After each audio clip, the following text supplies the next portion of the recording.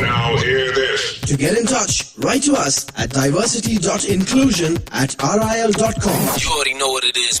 It's that high point on Reliance Radio. For me, this is a Women's Day special, and it doesn't get bigger, better for me than to be able to talk to a woman who's been our champion at Reliance as women. And I have with me none other than Harlina Sodhi, Head-CoE, Employee Engagement, Communication and Diversity. Thank you so much, Harlina, for being on air today.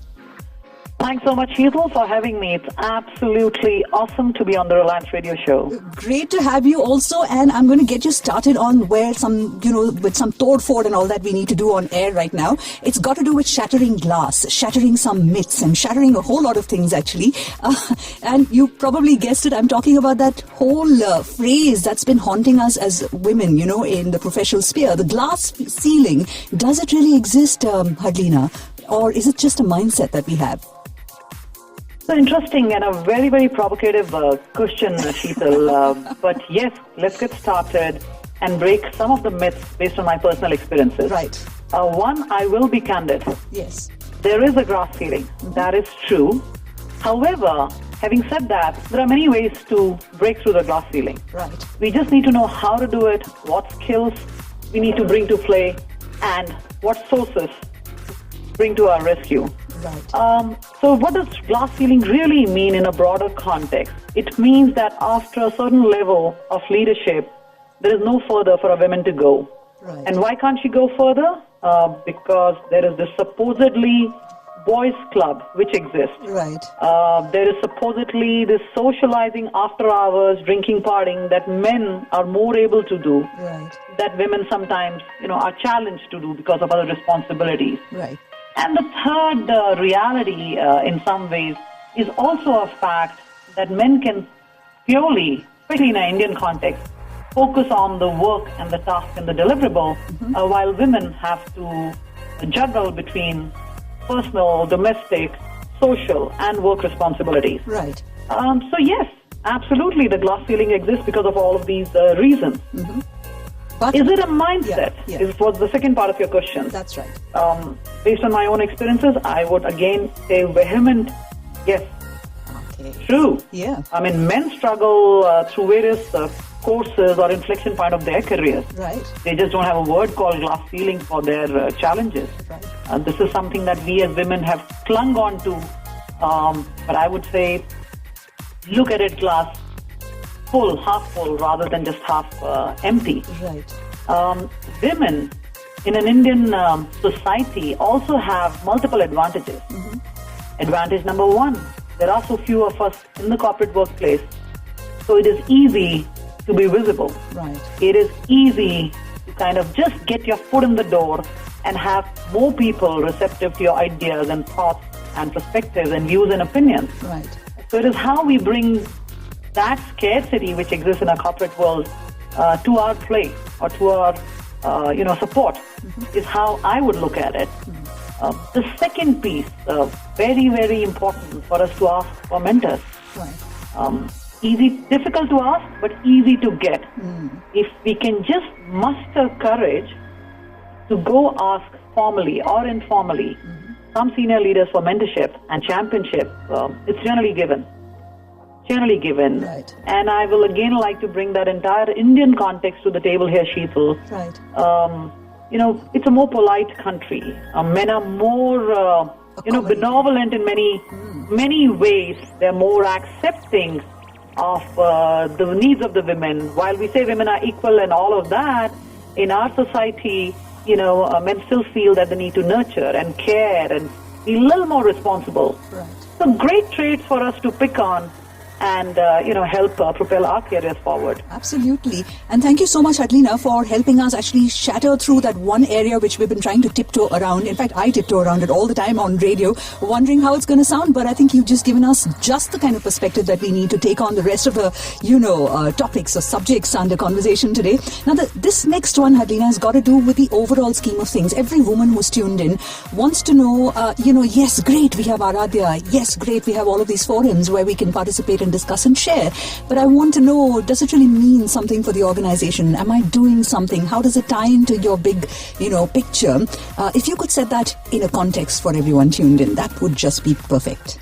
Absolutely, Sheetal, and this is the platform that I've been looking for to talk a little bit more about R-Aadya. Right. R-Aadya really is a Sanskrit word that we've picked up, and you figured out by now that we are very big on India, we are very big on mythology. Right. We are very gung-ho on the cultural, richness of our country. So it is a Sanskrit word which really means Shakti, the primary source of positive power. So with that, the message that we have for all the women in Reliance and across the corporate world really is, there is so much of awakening of the inner strength and energy that we have. We just need to have a process, a program, couple of policies in place. So under R-Aadya is what we have done around these three things. Right. One, there are few policies, that's gender-specific policies that were launched in November. The key ones are extended maternity benefit, not only maternity benefits, which is 6 months, but also paternity leave. Right. So which we believe is equally important, Right.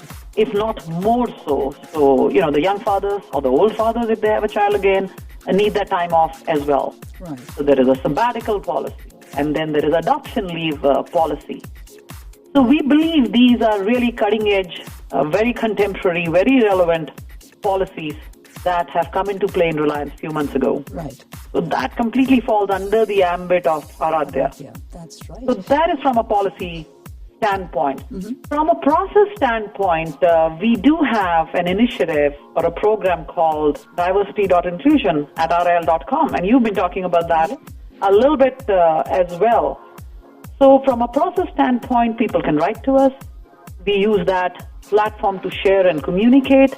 We also have a policy which is prevention of sexual harassment of women at workplace, which ties in with the national campaign of protect women at workplace, at homes, in the societal place, where, there is really no fear for the women of Reliance. That's true. And not only because of the policy, but also because of the ecosystem that we have created. And I would give credit to the whole gender diversity initiative being run in the company, which has enabled all of that. Right. At a very human level, we've done 2 or 3 things, very simplistic but very powerful. One is introduce self-defense classes for women. Right. So across our sites and in our headquarters in Mumbai, there are self-defense classes that women take.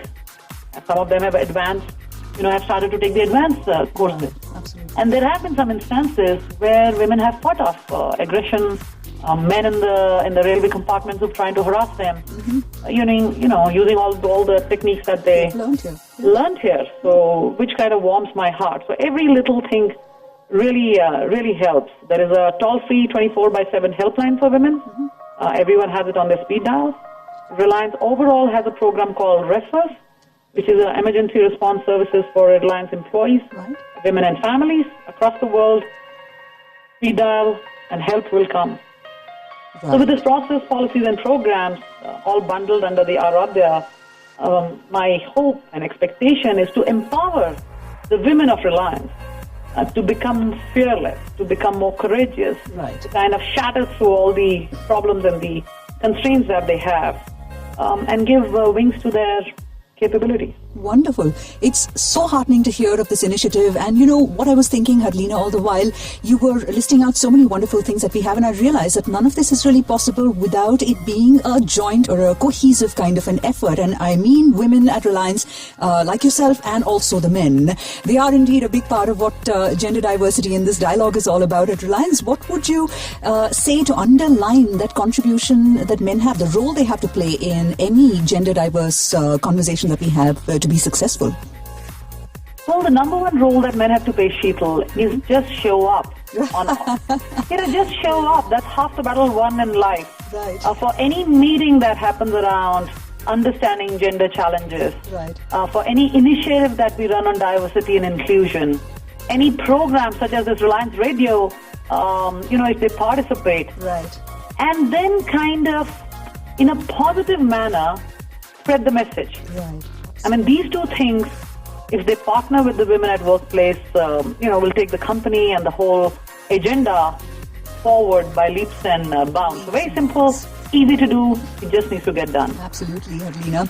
And, it's heartening to see that we've had a lot of men on Reliance Radio, and I think there'll be a lot more coming on air as well. So I think it's half the battle won, at least the radio aspect of it. Absolutely. I couldn't be more happier. Yes. And kudos to the men of Reliance. Absolutely. And on that note, we come to this one team core value that we have, and respect. We spoke to Prabir some time back and got his understanding of how our D&I initiatives really tie in nicely and beautifully with our core values. How do you see this panning out? So we've got 6 core values in the company, Sheetal, and you're right, the respect and one team completely have a strong correlation with the diversity inclusion agenda that we have in the company. Right. One team, again, very simplistic. No matter what backgrounds, what places, what experiences, what perspectives, what ideas, opinions, views that different people come from, the whole orchestra has to kind of play together for the symphony to be heard in a beautiful manner. Why so much focus on gender? You pick up any report, Sheetal, whether annual reports by Deloitte or PwC, KPMG, McKinsey, SHRM, NHRDN, what have you, Catalyst. There's enough and more data available out there saying, women are half the world. How can women be 50% of our customers, 50% of the, country's population, 50% of a decision maker on many product buying, and not be 50% of the corporate world? How do I make a product for women without having my marketing head as a woman, without having my innovation head as a woman, without having my customer service head as a woman? It won't just unleash enough productivity. Right. So, that dialogue is such a big, massive dialogue. I'm going to try and break it up into small little bits further as we go on into the show. But, Harlina, it's radio. So it's time for some music. So, is there anything that we can groove to on your playlist right now that you'd like to share with us? Absolutely. 100%. I just love the song by R. Kelly, I Believe I Can Fly. Oh, beautiful song. We'll certainly play that one for you. And maybe another one so we can take a bit of a break and, sort of pepper our conversation with the songs so everyone can, so enjoy the music and also listen to the content. I'm with you. Yep. Is there anything else that we can play for you? Right. I have a huge playlist, but I'm going to give you my second favorite song, which is from the Bollywood movie Iqbal. The song is Ashaएं. Ashaएं. Wonderful selections. One English, I Believe I Can Fly by R. Kelly, and Ashaएं. What a powerful moment this will be on radio. We'll be right back with questions for Harlina. Do not go anywhere. R-Aadya. We are proud to launch our new initiative, R-Aadya, a forum that will support our project of celebrating and promoting women's power through a series of activities in which we seek your active participation and encouragement. Go to www.facebook.com/RILAADYA or follow us on Twitter, #RILAADYA.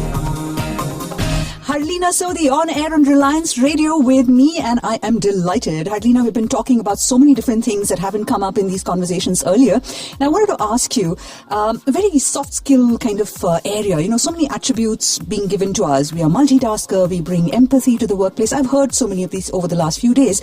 Is there something to suggest that, high representation of women actually impacts the work culture? Have you seen this happen? Have you seen something in the boardroom or in the conference room that changes when there are more women? Yes. I was trying to give you a few anecdotes and examples which make the whole concept come real or alive, especially for the people at Reliance and overall the corporate India. Right. Let's take our own example, Reliance Industries. Mrs. Neeta Ambani is a board member at Reliance. Right. She is the women face of the company. Runs multiple businesses and initiatives herself. Some of the key ones are, the Dhirubhai Ambani School, which is one of the best schools in the country. Right. Is the owner manager for Mumbai Indians, the cricketing team, also the IPL, ISL, which is got launched, the Reliance Foundation, and the hospital. Right. So how is women able to make so much of a difference? Simply because of the fact that besides the core skills of, let's say, planning, of financials, or statistical modeling, there are many other aspects or attributes which needs to be thrown into the hat, so to say, to make the whole business become more human, more sensitive, more caring to the needs of a diverse set of population, whether it's employees or customers or society. So yes, I've seen it work repeatedly. If I just quote some figures, Catalyst report, which does a lot of research in the areas of how much value gets generated when women are in the boardrooms or at a leadership positions. So we will see that there is almost 1.3x extra EBITDA or revenue or earnings which come to the table. So yes, any company which wants to be today global, and especially Indian companies like Reliance or Mahindra or Tata, there is no other way but to map the larger world, which already has many women in the boardrooms or on their discussion tables. You can't have an all-men team from India and expect to understand the perspective or the opinion or the viewpoint of 50% women and 50% men team of other large corporates in the world. So yes, multiple benefits, especially in the B2C kind of businesses, which is, telecom business that we now have, or the retail businesses. 50% of the workforce is women, 50% of our customers are women, 50% of our employees hopefully will be women. Absolutely. Right. That will be absolutely great to see that day when 50% is the number we reach. That really brings me to the next question, Harlina. It's got to do with, when you at the entry level, it's not much of a problem. You're probably looking at decent numbers. And then there is, of course, that time when in the mid-30s there's a bit of a plateau for women. And I read this line in a Forbes article that says it's important for women to not be afraid of taking a career off-ramp, but to know where the on-ramp is. And I'm quite certain you had your own experiences. So if we were to take a small little leaf or a whole bunch of leaves from your notebook, Harlina, what would you share with us to help navigate that area? So, like you said, let me take a leaf out of my own book, Sheetal. I've also had an off-ramp period for a while. Intensely personal reason. How did I manage to hop back on? 2 or 3 things. One, keep your network alive. Absolutely keep it alive, especially in today's context. It's not too difficult. You could be sitting in your room, you could be sitting on your living room, dining table, or in your bedroom, or wherever you are. Make sure that you're communicating through WhatsApp, through Twitter, through Facebook, through LinkedIn. Contribute to the network, keep reading, learn from them, jump on all the chats which happen, join discussion blogs, participate in virtual forums, do web chats, do webcasts. So that's one. Number one, keep the network going. People will barely notice your absence, if you can make that happen. That's one. Second, and I did talk about that a little bit before, make sure that you have a cross-section of mentors across the industry. Really cross-section of the industry, and many ways to select a mentor, find a mentor, nurture a mentorship relation. It's important that you keep doing that. And the third piece, again, this is what I've seen worked for me, is every 12 months, maybe 18 months, almost completely reinvent yourself. So we live in VUCA times, very volatile, uncertain, ambiguous. What worked yesterday is certainly not working today, and 100% won't work tomorrow. So we may have passed out from the IIMs or the IITs or the B schools, but that's not going to help us today. So pick up skills and pick up competencies which are current or more relevant, and do it whether you're on job or off job, and that'll hold you in good stead. And then fourth and the last thing is pick the company to come back where there is focus on gender inclusion, on gender diversity. Many organizations today are completely obsessively working on them. IBM, Tata, Reliance, GE. So be very careful when you choose to come back. Right, absolutely. Harlina, that really brings me to a point. You shared quite a bit from your own, set of experiences. And I'm quite certain that when you look back on your journey, you've found some things to be rewarding. What if I were to ask you to single out the most rewarding experience or feeling of your life? What would you attribute that to? So, Sheetal, again, that's an easy one for me to answer. I would say this entire concept and the ideation and the creation of R-Aadya, earlier called Diversity and Inclusion at Reliance, is something that I'm very, very happy, almost proud to have brought to the company. Right. It's a powerful concept. It's an idea whose time has come. It has taken wings. We have complete leadership support across the ranks, including the families. We see positive energy, we see acceptance, we see partnership. And 20 years, 30 years later, if I were to look back and see this is what I helped create for the company, I would be proud of having created or left that legacy behind. Wonderful, wonderful. R-Aadya, I'm sure, has, like you said, has taken wings, and it's only going to soar. And I think every single woman at Reliance right now is going to be very thankful for this one initiative. And you said that was an easy one for you to answer. So, Harlina, it's going to be a little tough for you going forward because I've got a rapid fire lined up. Oh my God. Okay, but like I said, I've seen more than enough Karan Johar shows, so bring it on. Yes, I will be bringing it on, but there's no gift hamper to give you. That much I can. Okay. All right, so let's get started. If you were to meet your 15-year-old self, what advice would you give her, Harlina? Say yes. Believe that you can and you will. Oh, wonderful. The last film or book that has stayed with you? Either one of those. The last book that has stayed with me. Or film? Or film. So yes, the film is Zindagi Na Milegi Dobara. Really? You're kidding me. Harlina, you and I have all-time favorite. Yeah, I love it already. I was wondering if you'd say Queen or something of that sort, but you said the one. And, the next one, your favorite holiday destination. Surely Harlina takes a break. She works very hard, but all work and no play. It is. There are multiple of them, but I just came back from Istanbul, Turkey. So I would give my vote to Turkey at the moment. Fabulous history, a lot of culture, a lot of color. Great place to learn more about history and civilization. Wonderful. 3 things, Harlina, that you would never leave home without. 1, no guesses, is my mobile device, Right. cell phone. Second, my car keys. They give me the mobility and the independence and the freedom.